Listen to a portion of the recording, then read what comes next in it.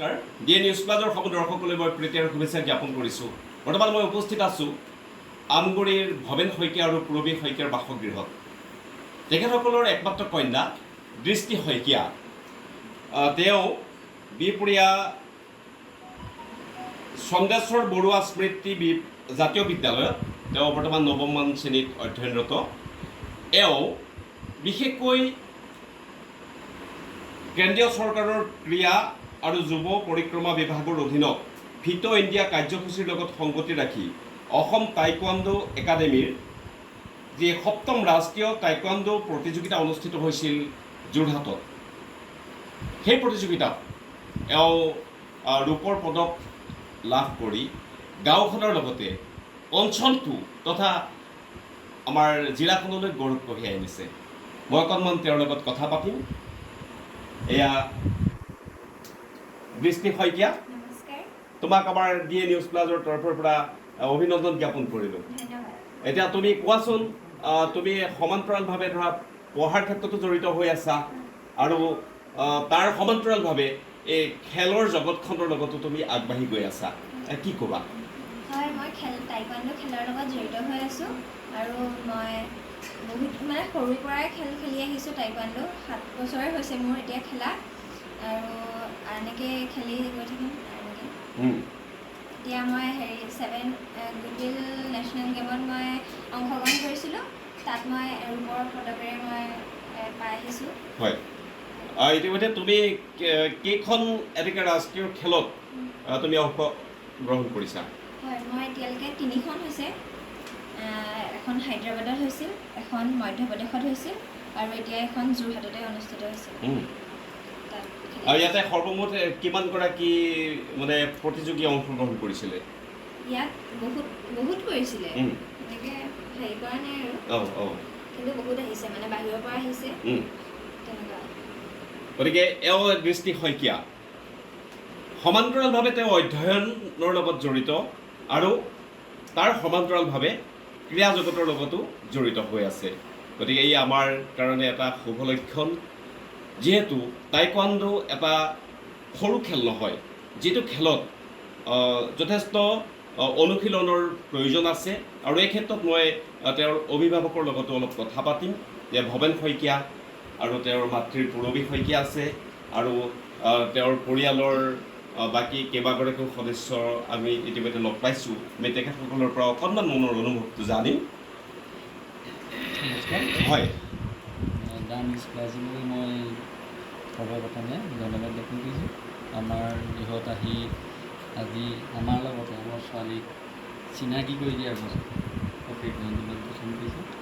তেওঁৰ লগত আমি বহুত কষ্ট কৰিবলগীয়া হ'ল, এনেকৈ পাৰিছোঁ আৰু তেওঁৰ লগত যিমানখিনি পাৰোঁ কৰি আছোঁ। ছোৱালী হ'ল বুলিয়ে ধৰক আগবাঢ়ি নিমিলেও নহয়, সেইকাৰণে যিমান পাৰিছোঁ কৰি আছোঁ। হয়, গতিকে এই আপাহতে আমাৰ ডি নিউজ প্লাজৰ তৰফৰ পৰা আমি প্ৰীতি ভৱেন শইকীয়ালৈ ইয়াৰ পৰা শুভেচ্ছা জ্ঞাপন কৰিছোঁ। আৰু তেখেতৰ মাতৃ কাষতে আছে, আমি অকণমান মাকৰ লগতো কথা পাতিম আৰু তেওঁৰ পৰা অকণমান অনুভৱটো আমি জানিবলৈ চেষ্টা কৰিম। ছোৱালীৰে সাফল্যত কেনেকুৱা লাগিছে? বহুত ভাল লাগিছে, বহুত কষ্টও কৰিছোঁ তাইৰ লগত গৈ, আৰু আগবাঢ়ি যাওক তাই সদায়, সেইটোৱে কামনা কৰিছোঁ। হয়, আৰু নি থাকিম যিমান পাৰোঁ। হয় হয়, সেইটোৱে। গতিকে একমাত্ৰ কন্যা তেওঁলোকে আগবঢ়াই নিয়াৰ ক্ষেত্ৰত বিশেষকৈ পৰিয়ালৰ যদি ভূমিকা নাথাকে, তেতিয়াহ'লে এনেকুৱা ধৰণৰ ক্ষেত্ৰত আগবাঢ়ি যোৱাত যথেষ্ট সমস্যা পৰিলক্ষিত হয়। ইতিমধ্যে আমি ককাকো আছে, তেখেতৰ ককাকৰ পৰা অকণমান অনুভৱটো আমি জানিবৰ চেষ্টা কৰিম আৰু ডি নিউজ প্লাজৰ সমূহ দৰ্শকক দেখুৱাবৰ চেষ্টা কৰিম। আপোনাৰ নাতিৰ সাফল্যত কেনেকুৱা লাগিছে মনটো? এতিয়ালৈকেতো ভালেই হৈ গৈ আছে, ভালেই শুনিছোঁ আৰু। হয়, আৰু কি ক'ম নোৱাৰো। ঠিকে আছে, আশীৰ্বাদ কৰক। আৰু এফালে প্ৰতিবেশী হিচাপে আছে, আপুনি সম্বন্ধত কি হয়? মই আইতাক হ'ম। আইতা। গতিকে এই হয় হয়, গতিকে এই দৃষ্টি শইকীয়াৰ এই যে সাফল্য কি ক'ব, কেনেকুৱা লাগিছে? তাই যিখিনি সাফল্য কৰিছে সেইখিনিত আমি বহুত গৌৰৱান্বিত। আমাৰ পৰিয়ালৰ গৌৰৱ আৰু আমাৰ ডিষ্ট্ৰিক্টৰ গৌৰৱ, অসমৰ গৌৰৱ, গোটেই সকলোৰে কাৰণে তেওঁ মানে গৌৰৱৰ পাত্ৰ হওক। হওক আগলৈ আৰু ভাল হওক হয়। তাৰে কামনা কৰিছোঁ। হয়, ধন্যবাদ থাকিল। আমি আৰু এগৰাকী খুৰীয়েকে হয় সম্বন্ধত আমি তেখেতৰ পৰা অকণমান জেঠাইক হয় হয় আমি অকণমান তেখেতৰ পৰা মনৰ অনুভৱটো জানিবৰ চেষ্টা কৰিম। নমস্কাৰ। আজি আমাৰ এই লখিমপুৰ জিলাৰ বিহপুৰীয়া আমগুৰিৰ নিবাসী শ্ৰী ভৱেন শইকীয়াৰ কন্যা শ্ৰী দৃষ্টি শইকীয়া, যি আমাৰ এই অঞ্চলটোলৈ মানে সৌভাগ্যৰ পদুম ফুলৰ দৰে এপাহ ফুল ফুলি আহিছে।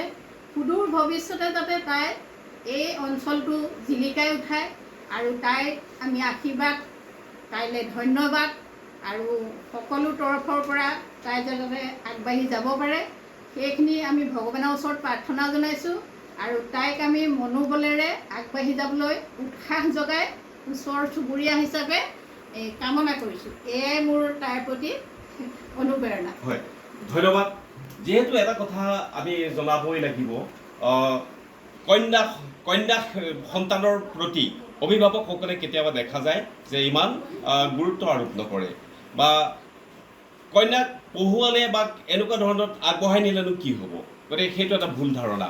গতিকে ইয়াকে প্ৰতিপন্ন কৰিছে ভৱেন শইকীয়া বা তেওঁৰ মাতৃ পূৰবী শইকীয়াৰ পৰিয়ালে। কাৰণ দৃষ্টি শইকীয়া একমাত্ৰ কন্যা আৰু তেওঁ সমান্তৰালভাৱে পঢ়াৰ ক্ষেত্ৰতো আগবাঢ়ি গৈছে।